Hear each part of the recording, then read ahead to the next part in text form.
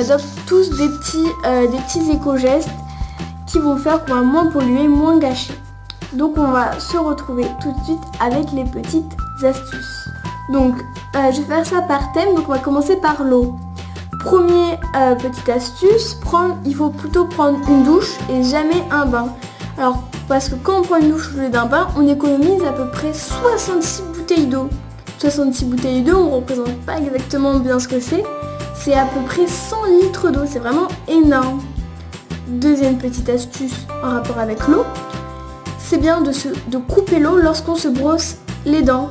On économise au moins une bouteille d'eau. Une bouteille d'eau, c'est à peu près 1,5 litre, donc c'est quand même beaucoup.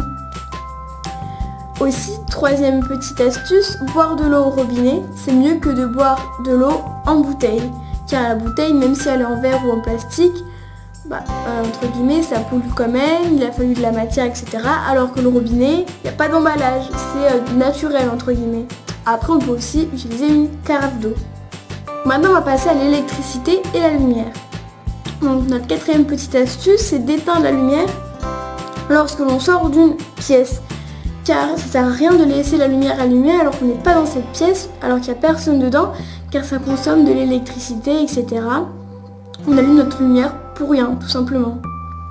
Cinquième petite astuce, éteindre un appareil qu'on n'utilise pas. Ça peut être un ordinateur, on se dit ah bah tiens je vais l'utiliser, puis au final on va faire autre chose, on lit un petit magazine et puis hop, pendant ce temps l'ordinateur il est allumé, il consomme de l'électricité et c'est très mauvais. C'est pour ça que dès qu'on s'en sert plus, ou dès qu'on sait qu'on va s'en servir dans 30 minutes, on l'éteint. Dès qu'on en aura besoin et qu'on sera sûr de l'utiliser, là on l'allume et on l'utilise. Voilà. Autre petite astuce, qu'un chargeur soit branché avec un appareil au bout ou non, il utilise quand même de l'électricité. C'est-à-dire que si vous branchez votre avec un chargeur, là on utilise de l'électricité. Si maintenant on enlève notre appareil qu'on utilise et qu'on a laissé par contre notre chargeur et notre prise branchés, c'est comme si on avait un ordinateur invisible. Et du coup ça consomme encore de l'électricité alors qu'on charge rien, mais il y a quand même de l'électricité. Donc on en consomme encore. Donc c'est vraiment bête. Donc maintenant on va parler un peu de l'alimentation. Donc c'est bien de manger des produits de saison. C'est-à-dire que si on veut manger des fraises en hiver, on peut toujours en avoir envie quelquefois, c'est des petits plaisirs. Et bien des bateaux vont devoir les transporter jusqu'en France, jusqu'en Europe. Mais imaginons vous les fraises, vous les achetez à Paris. Il faut encore qu'il y ait une voiture qui les amène jusqu'à Paris. Et tout ça, c'est des moyens de transport. Et ça pollue énormément. Tout ça pour juste que vous mangez des fraises, alors que vous pouvez très bien attendre l'été, etc. Donc c'est assez bête. Septième petite astuce, manger local, c'est bien car ça évite les transports des aliments, donc la pollution. C'est un peu comme les produits de saison. C'est pareil, on essaye de limiter les transports. Donc c'est mieux de manger des produits qui viennent de France, c'est toujours mieux. Donc maintenant on va voir les déchets et un peu tout ce qu'on peut faire comme petite économie. Donc trier ses déchets c'est vraiment bien. Donc on n'est pas obligé d'avoir 4 poubelles chez soi parce que ça prend quand même de la place, etc. Mais je trouve au minimum c'est bien d'en avoir au moins 2. C'est-à-dire une avec tout ce qui est recyclable et une autre avec tout ce qui ne l'est pas. Voilà. Donc c'est bien aussi d'avoir un compost. Si vous avez une maison ou quoi, ça peut être très pratique d'avoir un compost. Et comme ça, si vous avez un petit jardin, pour planter vos plantes, tout simplement, au lieu d'avoir du terreau, le compost c'est vraiment riche. Il y a plein de petites choses dedans et ça fait que vos plantes vont bien pousser. Donc si vous avez une maison, essayez d'avoir un compost. Donc 10e petite astuce, ne pas faire des photocopies tout le temps. Voilà, si vous avez un document, mais si vous avez 2 phrases à écrire, essayez plutôt de les écrire à la main au lieu de faire de la photocopie, parce que la photocopie, ça use de l'encre et de l'électricité, donc en quelque sorte ça pollue. Donc maintenant on va parler un peu de toutes les petites économies qu'on peut faire, pas forcément d'argent mais aussi écologiquement si je peux dire. Donc si vous avez des vêtements trop petits, ça nous arrive souvent que vous ne pouvez plus les porter, au lieu de les jeter, s'ils sont encore en bon état, vous pouvez tout simplement les donner dans votre famille. Si vous avez quelqu'un, je sais pas, une petite cousine qui est plus petite que vous, un petit cousin, etc. ou quelqu'un qui a votre âge et qui est un petit peu plus petit que vous, bah vous pouvez lui donner et comme ça lui ça lui fera toujours plaisir d'avoir des vêtements en plus et vous ça vous évite de jeter un vêtement.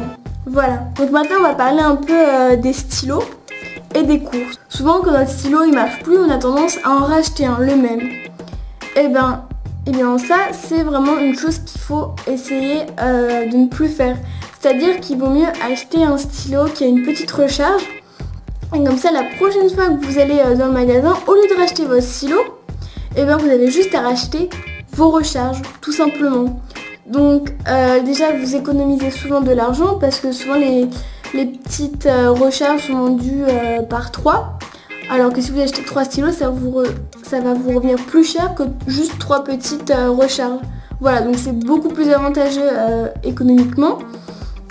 Et aussi, vous ferez vraiment un bon éco-geste, un bon geste pour la planète. Voilà.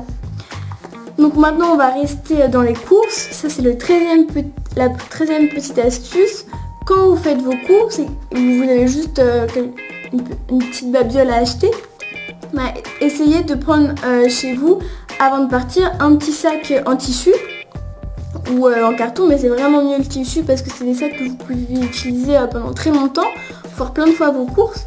Et comme ça, quand vous irez dans votre magasin, vous serez à la caisse, ben, au lieu d'acheter ou même qu'on vous donne gratuitement un sac en plastique qui va polluer, qu'on va sans doute jeter après, et bien là, vous avez votre sac en tissu et comme ça, vous ne polluez pas. Et ça évite d'avoir une montagne de sacs plastiques qui servent strictement à rien. Car en plus, chose mauvaise avec les sacs plastiques, c'est qu'ils ont du mal à se dégrader dans la nature. Ça peut prendre plein d'années. Voilà. Maintenant, on va parler des trajets. Donc, on nous le dit souvent et c'est très important.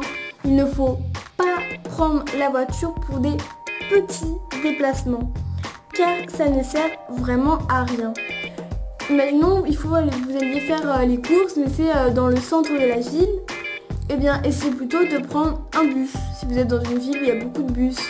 Si vous voulez dans une autre ville, au lieu de prendre la voiture, en plus, la voiture, souvent, on a du mal à se garer, il faut payer le parking, etc. Prenez le bus ou le métro. Si vous avez un vélo, utilisez-le. Une trottinette, c'est pareil. Même pour aller en cours. Et donc, si vous habitez près, essayez d'aller à l'école à pied. Si vous habitez par contre plus loin, essayez de prendre votre vélo ou le bus, etc. Mais vraiment pas votre voiture. Car la voiture, c'est très polluant. Si par contre vraiment vous habitez trop loin, vous avez besoin de prendre une voiture, mais par contre que vous connaissez des personnes de votre collège qui sont un peu dans le même quartier que vous, qui vont aussi au même collège que vous, essayez d'aller tous dans une même voiture, voilà, comme du covoiturage entre guillemets. Et ça vous évitera d'avoir 2 personnes dans une voiture, 2 autres personnes dans une voiture. Là vous serez peut-être 4 dans une même voiture, mais ça fera une voiture en moins sur la route et donc forcément moins de pollution. Également sur le site de la ville de Sceaux, je vous mettrai un autre petit lien dans la barre d'infos. Vous verrez plein de petits éco-gestes que je vous ai dit, mais encore plein d'autres, voilà, qui peuvent concerner votre famille, vos parents, etc. Et voilà, c'est ma maman qui a réalisé tous ces petits éco-gestes. Elle les a mis sur le site de la ville de Sceaux. Ciao!